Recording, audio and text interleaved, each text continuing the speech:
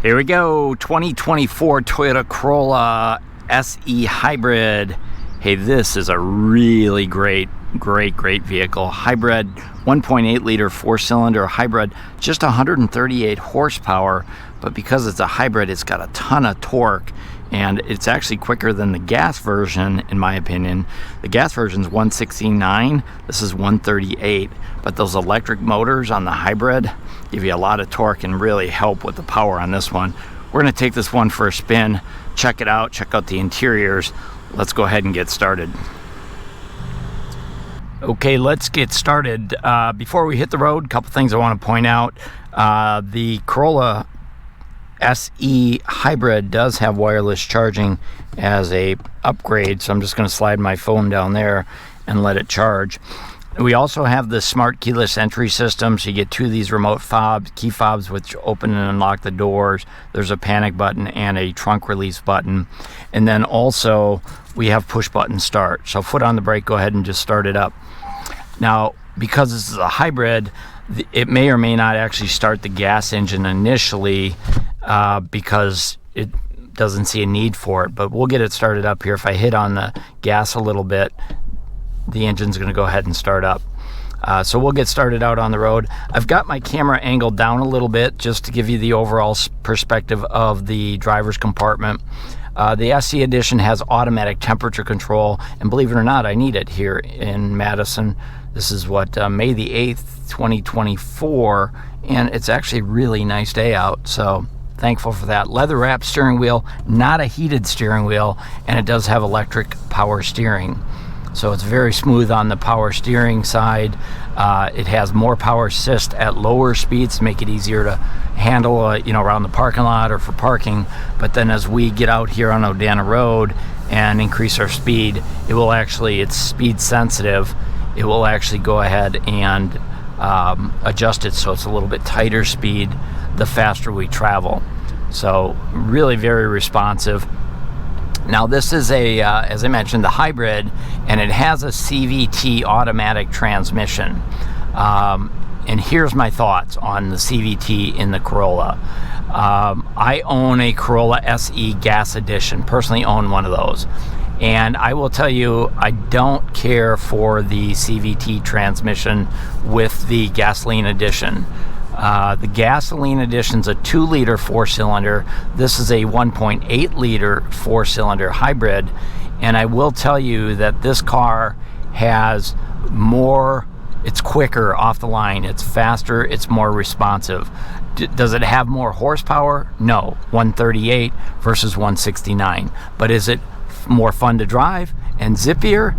Absolutely. This car really gets up and scoots, and I like that a lot. In fact, I may even consider replacing my gas edition to be able to get a hybrid. It's a really great combination.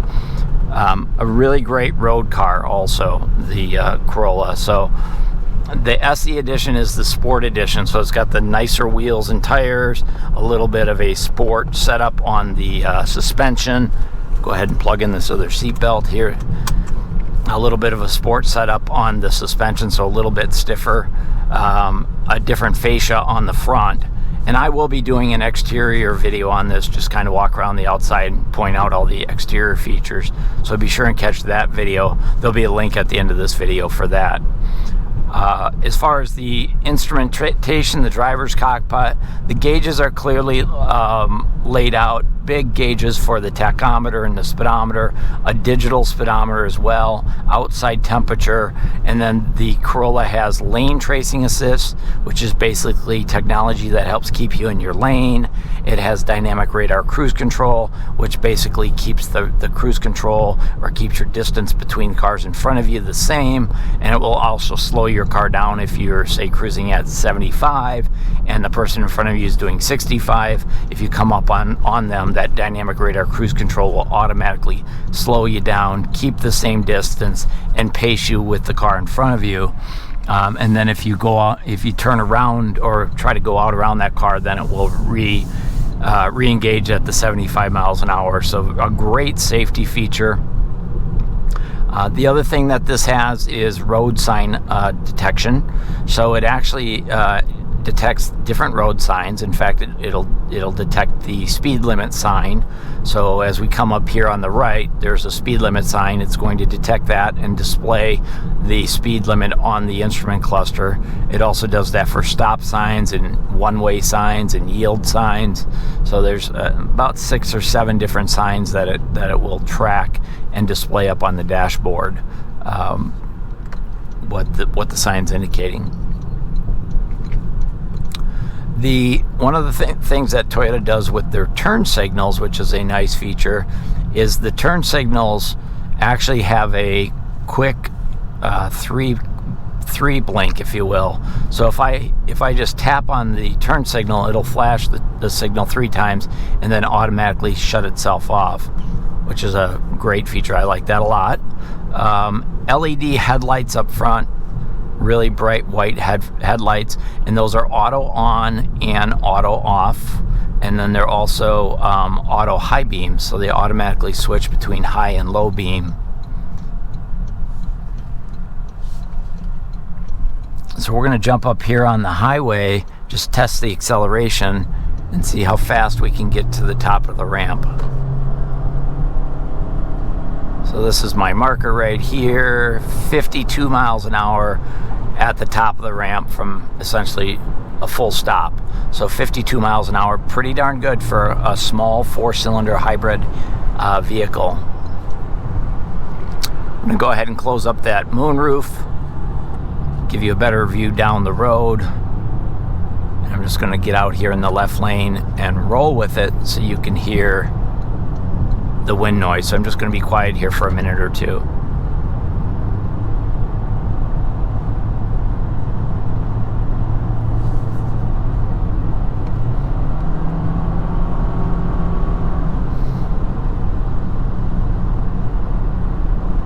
Really nice acceleration from that, say, 60 mile to 65 miles per hour speed. So good, I think pretty good performance for passing and such. Visibility out the front, really nice, very clear. The mirrors outside are nice big size mirrors. This one's got the blind spot monitoring in there. They're also heated outside mirrors. Of course, they're power operating as well. And then they fold in and out for tight parking spaces, those types of things. On this side of the steering wheel, these are mostly the cruise control switches for fingertips, and then you have some radio controls.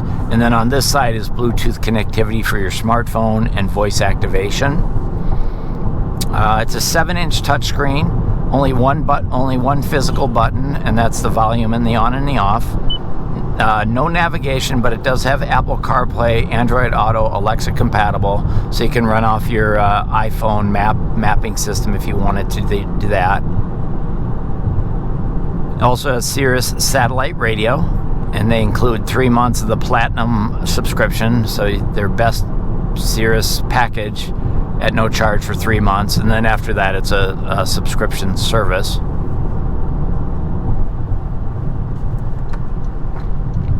I find the seats on the Corolla to be really comfortable, especially for a person my size. I'm 5'7", about 160 pounds. It's just a really nice size cockpit, very comfortable for somebody that is in my size category. The seat goes back far enough for 6-footers. If I put the seat all the way back, I wouldn't be able to drive the car. I wouldn't have enough leg room, and my arms are too short. I probably can't even reach the steering wheel.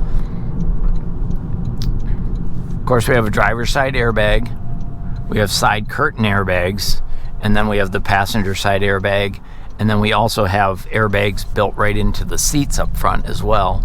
So, just in the front, we've got 1, 2, 3, 4, 5, 6 airbags just in the front seat. 7, including the one here on the steering wheel. So, pretty much if you get in an accident, it's going to be a big pillow fight inside of here because of all the airbags. But Corolla always gets a 5-star rating when it comes to safety.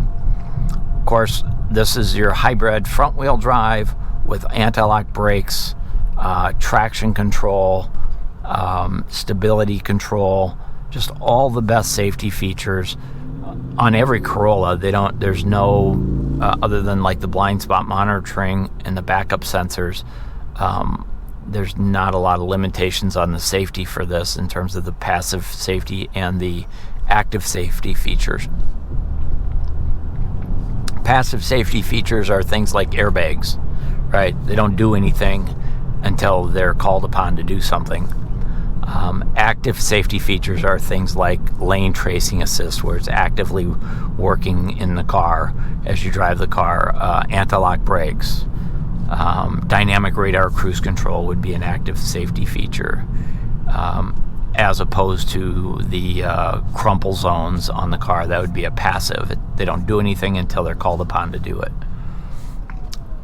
So a lot of great features there. Now this one has, one of the things that I like about this one, and I probably would choose it for myself, it has the lighter gray interior. So lighter gray up here and light gray cloth bucket seats.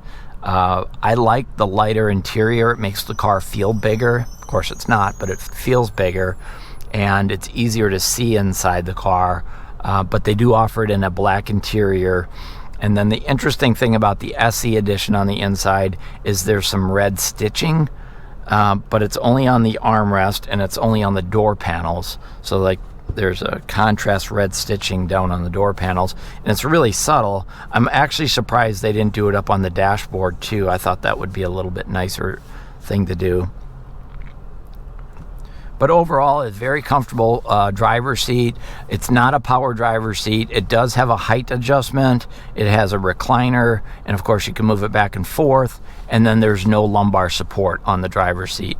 Although for me personally, the lumbar support really just does a really nice job for my body type. But you'd have to sit in it and drive it and decide for yourself. But overall, just everything you'd expect out of a Corolla in terms of comfort, convenience, safety, quality you'd expect out of a Toyota. So I strongly recommend a Corolla. The Corolla Hybrid would be the way that I would go if I were choosing it.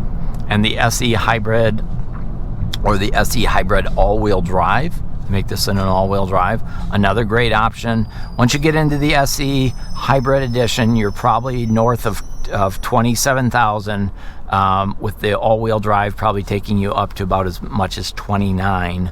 But a really great car in the hybrid with a combined fuel economy, city highway fuel economy, 47 miles per gallon. So just a great option. Hey, if you like this video, go ahead and hit that thumbs up. If you have any questions, comments, or concerns, let me know in the comments, and I'll do my best to answer them.